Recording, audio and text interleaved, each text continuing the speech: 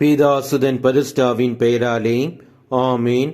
இன்று நமக்கு வழங்கும் நற்செய்தி லூக்கா நற்செய்தி அதிகாரம் 18 வசனம் 7 மற்றும் 8.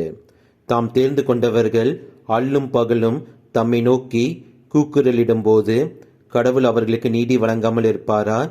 அவர்களுக்கு துணை செய்ய காலம் தாழ்த்துவாரா?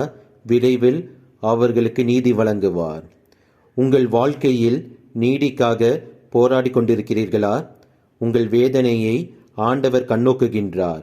உங்கள் கஷ்டங்களில் மனப்போராட்டங்களில் உங்களுடன் துணையாய் நின்று உங்களுக்கு நீதி வழங்கி உங்கள் கஷ்டங்களையும் வேதனைகளையும் மனப்போராட்டங்களையும் முடிவுக்கு கொண்டு வருகிறார்.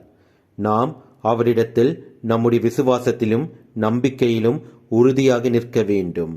இயேசுவுக்கே புகழ், மரியே வாழ்க. ஆமேன். வாழ்க வாழ்க வாழ்க மரியே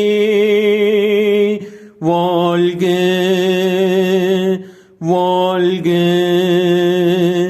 வாழ்க மரியே.